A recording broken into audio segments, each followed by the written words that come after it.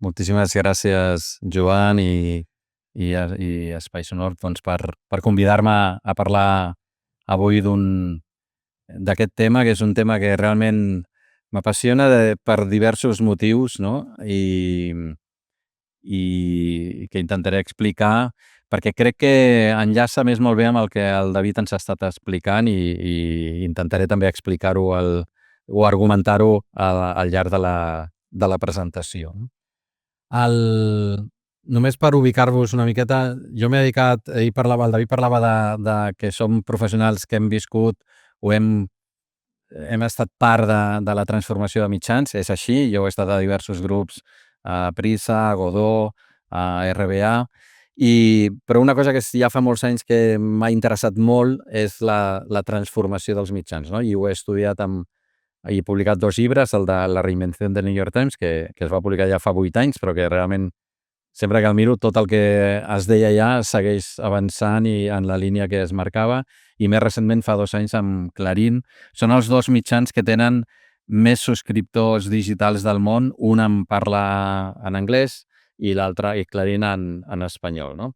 I després d'això ho intento analitzar ja fa molts anys a través de la newsletter Tendències, que també fa 8 anys i mig que la publico, i on parlo constantment, doncs, de tot aquest món, com es va transformant, amb una especial menció també sempre o una mirada especial al que el New York Times va fent. I després són les altres dues que veieu, són una altra newsletter que faig amb una de les meves filles, que parlem de recursos interessants a internet en general, no? Aquesta setmana Apple ha donat a conèixer els podcasts més escoltats de l'any a diversos mercats internacionals. En el cas dels Estats Units són aquests 10. D'aquests 10, 3 tenen relació directa amb el New York Times, no? Això són els podcasts més escoltats als Estats Units. El segon és The Daily, que després en parlaré amb més detall. El número 10 és The Ezra Klein Show, que és un altre podcast que està tenint molta repercussió per la figura i el protagonisme que està adquirint aquest personatge. I This American Life és el 8è, que és un podcast molt tradicional que té una relació especial amb el New York Times perquè tenen un acord especial i el New York Times va comprar Serial, com després explicaré, que havia nascut de l'equip de This American Life.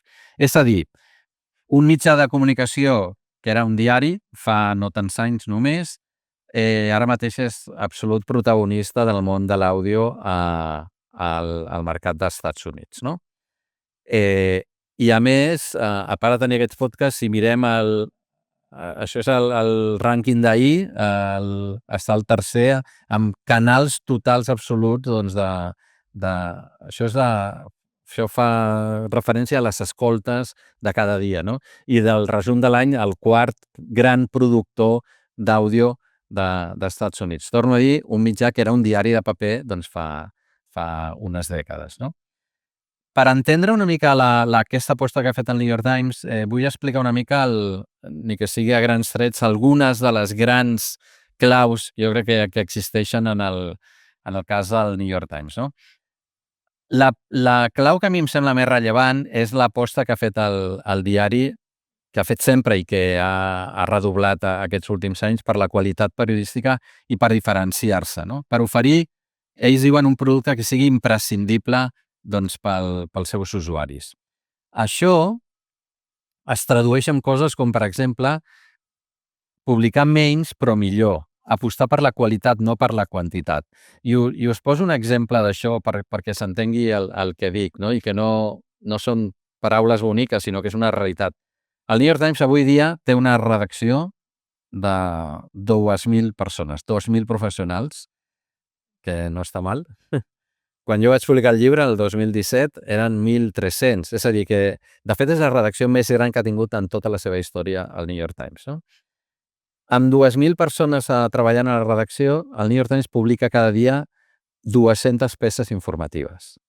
Peça informativa pot ser un reportatge, una notícia, un podcast, un vídeo, un interactiu, el que vulgueu, com 200 URLs diferents, no? Molts mitjans de casa nostra, molts, amb molta menys gent, publiquen més de 200 peces al dia, i més de 300 alguns, i més de 400 alguns. No? Què vull dir amb això? Que cada peça que, si entreu al New York Times, cada peça que llegiu, que consulteu, que escolteu, que mireu, està molt ben feta. Està molt bé. I la qualitat és el que busca, perquè el seu model de negoci, com ara explicaré, ha canviat radicalment. No? El model de negoci s'ha transformat des de l'aparició d'internet per tothom.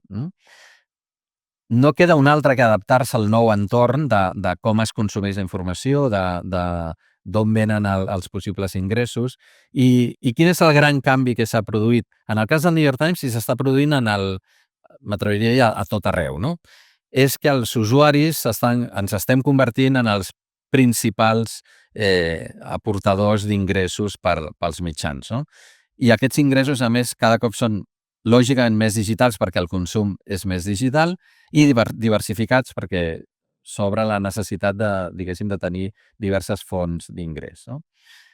Ara parlaré de l'evolució amb xifres d'aquest negoci, però la gran aposta del New York Times des del 2011, que és quan fa el llançament de la subscripció digital i que de fet és la decisió més important de les últimes dècades en el cas del New York Times, la gran aposta és construir un producte que ofereix notícies i informació, canals que apel·len més a l'estil de vida i a aficions de la gent, com serien els jocs de games, les receptes de cuina de cooking, l'àudio, que ara explicaré més detall, però una oferta d'àudio molt completa, Wirecutter, que és un servei, una web d'anàlisi i recomanació de productes, i The Athletic, que és una web d'informació esportiva. Aquest paquet conjunt és la gran aposta, és el que el New York Times espera que la gent es subscrigui.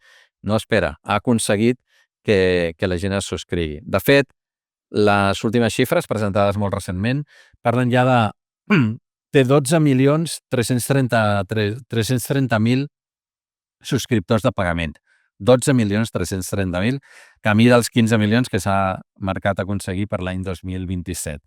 Cada trimestre augmenta la xifra. Si per l'últim trimestre ha estat especialment espectacular, el tercer trimestre d'aquest any, amb 460.000 nous subscriptors. Pensem, per exemple, que el país és la xifra que s'apropa a tenir total. Val? I això ho ha aconseguit el New York Times amb un trimestre.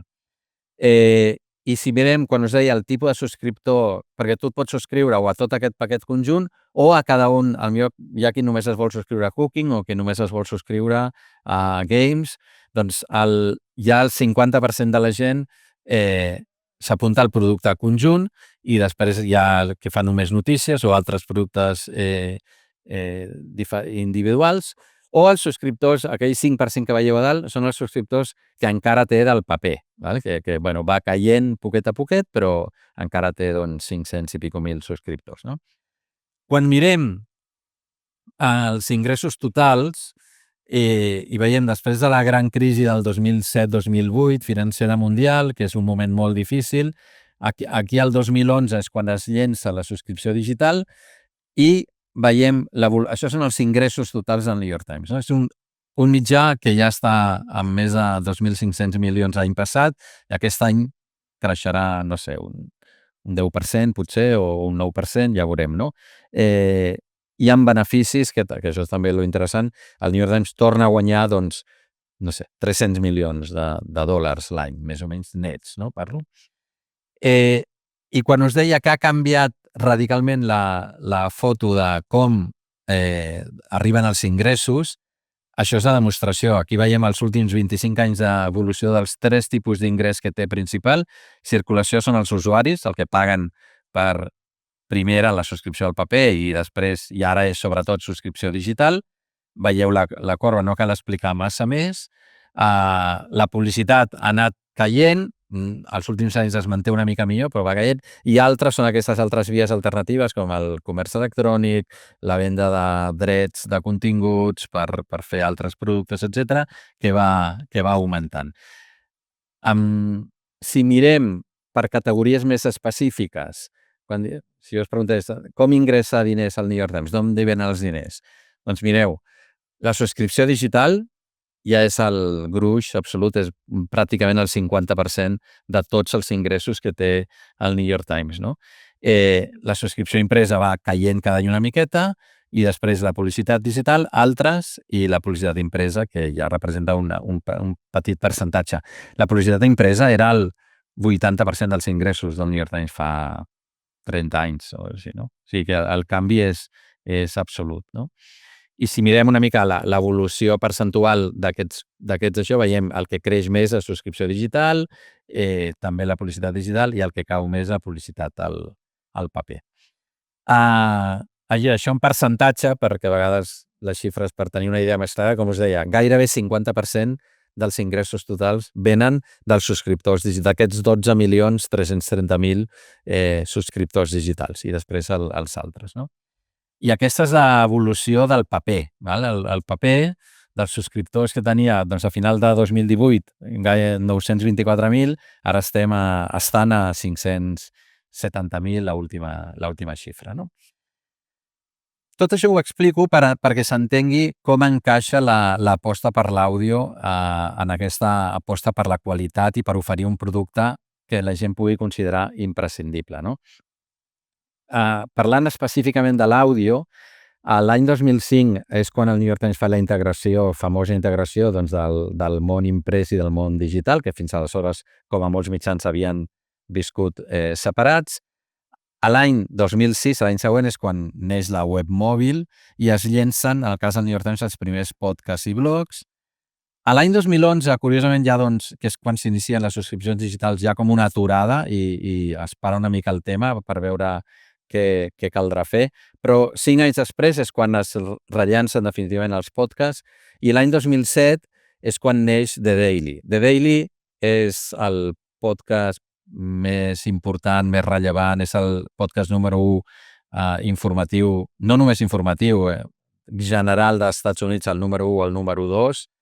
És un producte que ara en parlaré una mica més de detall perquè s'entengui diguéssim, l'aposta que ha representat pel New York Times. Quan es fa aquesta aposta inicial al 2016, és un equipet de 6 o 7 persones d'àudio. A l'any 2021 ja eren un centenar de professionals, i ara són més. No han donat la xifra, no tinc la xifra, però és més un centenar de professionals de la redacció del New York Times que es dediquen específicament als podcasts i a l'àudio, no? L'any 2023 tota aquesta aposta per l'àudio i per podcast es va concretar més amb el llançament d'una app específica, l'Audio New York Times es deia, i on tot el contingut que hi havia era només d'àudio, era una app, doncs, per escoltar tota l'oferta del New York Times. I aquest any s'acaba de fer recentment, que després ho mostraré una miqueta, aquesta app d'àudio s'ha tancat, però no s'ha tancat perquè no es cregui en l'àudio, sinó que tot l'àudio s'ha passat a una pestanya específica que es diu Listen, a l'app principal del New York Times, que després mostraré una miqueta, no? No m'entretinc massa amb la història. Això és una captura del capítol del llibre del New York Times on parlava de l'inici d'aquests. Els primers podcasts, doncs, eren The New York Times Front Page, no? Que hi explicava les notícies del dia, i el podcast de Book Review, que és el podcast sobre el suplement de llibres, que és un dels suplements més tradicionals importants del New York Times, que es segueix produint avui encara. És el podcast més veterà dels que té el New York Times. Aquest es segueix publicant cada setmana, no? Quan us deia que es va fer aquella aposta l'any 2016, quan volien contractar a l'equip d'àudio per tirar endavant els projectes que es volien fer, aquesta imatge que veieu és l'anunci de feina que van publicar el New York Times, no? Que era una pregunta: com hauria de sonar el New York Times? No? I buscaven, diu, si ets el professional que ets capaç de dir-nos al New York Times, que som un diari imprès, i digital ja també aleshores, però com ha de sonar? Volem trobar aquesta persona, que quan la gent escolti els podcasts i l'oferta que fem, digui, estic escoltant el New York Times, no? Aleshores, aquell any, com us deia, es crea aquest equip, neixen diversos podcasts, alguns que han tingut moltíssim èxit, com Modern Love. Modern Love, per exemple, és potser ho coneixeu, neix com una columna on la gent enviava articles que parlaven d'amor, d'històries d'amor, no? I l'equip es seleccionava, va tenir un èxit espectacular com a columna, s'ha fet com a podcast, es va convertir en una sèrie a Amazon Prime, en fi, és un producte per si sol molt, molt rellevant. I com deia, a inicis del 2017 neix The Daily. The Daily és el podcast dels matins del New York Times que avui dia l'escolten cada dia més de 4 milions de persones, no? S'emet no només a través dels canals del New York Times o les plataformes de podcast, sinó que s'emet també a moltes emissores de la NPR, de la cadena de la ràdio pública dels Estats Units, amb una versió que es fa a les tardes, específica d'uns minuts determinats, no? I quan dic que és el salt definitiu és perquè amb The Daily el New York Times demostra les possibilitats enormes que té el podcast de ser un element de connexió amb la gent, d'engagement, no? Engagement és com la paraula clau de l'estratègia del New York Times, no? I veureu que tot el que estic dient i l'estratègia del New York Times parla d'un treball molt humà, alimentat i ajudat amb temes d'intel·ligència artificial, però on el pes de tot està amb la creació humana diferencial respecte a altres coses que es poden fer, sense tancar-se, evidentment, i tenen un equip específic d'IA que ajuda a fer coses, però que ajuda per exemple, a fer investigacions que d'una altra manera trigarien molt de temps a treballar les dades, i també ajuda, en el cas de l'àudio, ara ho comentaré, a fer la versió en àudio amb molta qualitat, com hem pogut escoltar amb els exemples del David, no? Amb molta qualitat dels articles, però amb un to humà que ara també comentaré, no? El The Daily és un programa, si no l'heu escoltat, us convido a escoltar-lo. És un programa periodístic increïble, és un podcast d'uns 20-25 minuts, depèn del dia, on bàsicament es tracta un tema, i aquest tema es tracta amb el periodista o la periodista del New York Times que ha treballat aquell tema, que potser porta 15 anys, 20 anys sent expert en aquell àmbit. I aquells 20 minuts, 25 minuts, 30 minuts de vegades, són com una escola d'aprendre d'aquell tema, no? Per l'experiència i el domini que té cada persona. Quan tu això fas cada dia, a més, aquest podcast és gratuït, es pot escoltar a qualsevol plataforma, és una porta d'entrada al món del periodisme del New York Times increïble per milions de persones cada dia, no? Fa un parell d'anys es va llançar The Headlines, que és un altre podcast també pels matins que fan 10 minutets, et resumeix les 3, 4, 5 notícies principals i fa referència a temes que el New York Times està treballant especialment.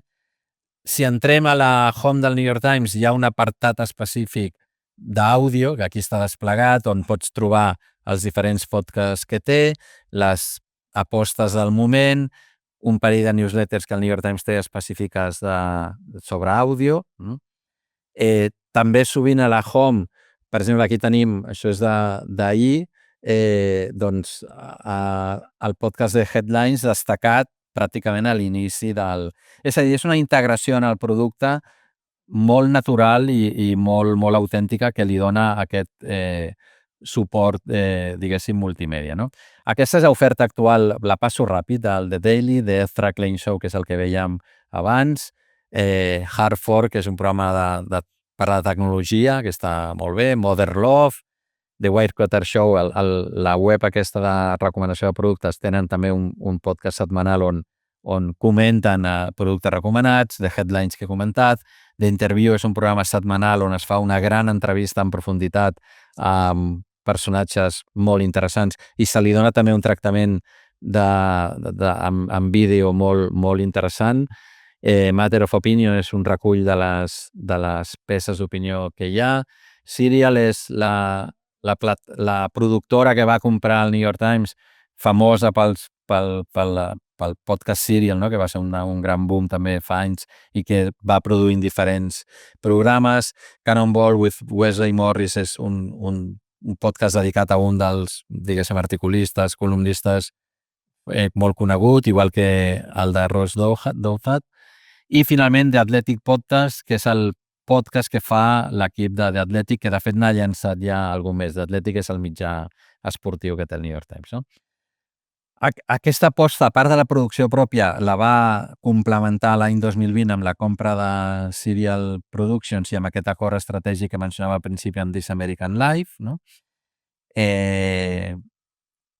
I una de les newsletters, com comentava, és els editors d'àudio fan una newsletter que es diu Àudio, on comparteixen a títol personal una mica doncs, quines són les escoltes favorites que ofereixen els seus usuaris. I una altra cosa que fa el New York Times amb l'àudio és que, a part de que pels subscriptors qualsevol article el poden escoltar amb veu automàtica, no? Sintètica, amb intel·ligència artificial, però cada dia seleccionen algun article o alguns on el propi autor o autora de l'article és qui fa la lectura d'aquest article, el que li dona també un component humà. Doncs, i aquí veiem el Brian Chen, que és un dels autors de tecnologia del New York Times, doncs al sòtan de casa seva, que s'ha muntat un petit estudi perquè soni bé i s'ho grava i ho fa ell en persona i cada dia n'hi ha un o dos o tres, depèn del dia, no? El que us comentava de l'app àudio va ser realment una mostra, una manera de dir a la gent: ei, l'àudio és tan rellevant que creem una app específica només per escoltar, no? I realment, doncs, la gent hi dedicava molt de temps i, com deia, això ara s'ha traspassat. Aquest any el New York Times va renovar la seva app mòbil, la va renovar per fer-la, per destacar millor tota la producció que fa i per fer-la també molt més multimèdia. I dins d'aquest espai, el més nou, això és de fa un parell de setmanes, és que s'ha inclòs, no sé si es veu bé, però aquí veieu Home, Watch. S'ha inclòs aquesta pestanya de Watch i s'ha inclòs la de Listen. La de Listen integra tota la producció d'àudio, que aquí veieu exemples. També es fa una presentació molt audiovisual i molt visual del que es produeix, no? I Watch ha assumit el New York Times que el vídeo és vertical i el vídeo es mostra com la gent el veu doncs, a altres plataformes. Llavors és fer scroll vertical i vas veient un vídeo, un altre, però tots produïts per la redacció del New York Times o els equips del New York Times, no? És a dir, l'app del New York Times, que per dalt et pots moure doncs, per les diferents àrees o serveis que té o seccions informatives, i per sota et pots moure pels diferents formats o maneres de presentar la informació, ja sigui en vídeo, en àudio, la part de jocs, i que és la personalització, no? Que és una de les coses que també s'està treballant molt, que és que al final cada usuari tu pots dir quins temes t'interessen més, quins autors t'interessen més, i pots seguir-ho, o en funció també del teu comportament, doncs el New York Times et pot recomanar o destacar determinades coses, no? Això són més captures de la part de Listen. Doncs hi ha com 4 grans destacats sempre i després pots accedir a tots els programes i fer clic a cada un d'ells i escoltar doncs, qualsevol de les versions, de les edicions. És a dir, avui dia, el New York Times, la seva aposta per l'àudio forma part absolutament central del producte, del que ofereix a la gent, del que li diu que val la pena que se subscrigui perquè té tota aquesta producció al seu abast, no? I, de fet, això és de la part de la web corporativa de publicitat, doncs posa en valor les xifres doncs, de tota aquesta amplíssima oferta que ofereix, en què es tradueix, no? I es tradueix amb més de 21 milions de persones que cada mes escolten l'àudio, 21 milions de persones, no? Amb ser la 6a, diuen ells, de fet, aquelles dades eren d'Apple, vull dir, en global la 6a xarxa de ràdio o d'àudio, millor dit, dels Estats Units, no? I això ho fa una companyia que fa 30 anys era un diari de paper, val? El que demostra l'engagement que us comentava és temps que la gent, els usuaris que escolten àudio passen escoltant-lo, no? Amb més de 3 hores d'escolta setmanal per un percentatge enorme dels oients o alguns subscriptors i altres no, que això és un percentatge bastant superior al de les mitjanes, i també posant en valor des del punt de vista de la publicitat que la plataforma podcast és ofereix, diguéssim, als usuaris un entorn molt proper, de molta confiança, que fa que la gent també confiï més o escolti més o recordi millor la publicitat que s'hi ofereix, no? I, per exemple, la publicitat que ofereixen a The Daily doncs funciona molt bé, o almenys això és el que diuen, no?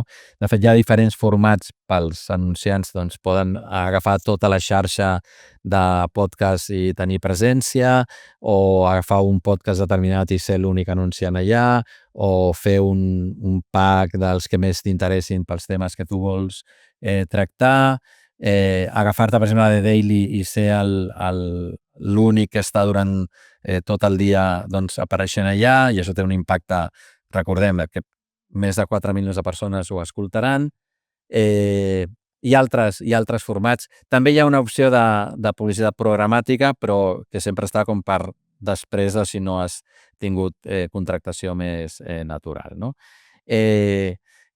I tot això també, aquest coneixement d'àudio enorme que té, doncs es posa a disposició, diguéssim, dels anunciants que volen fer branded content específic amb àudio, doncs per potenciar-ho, no?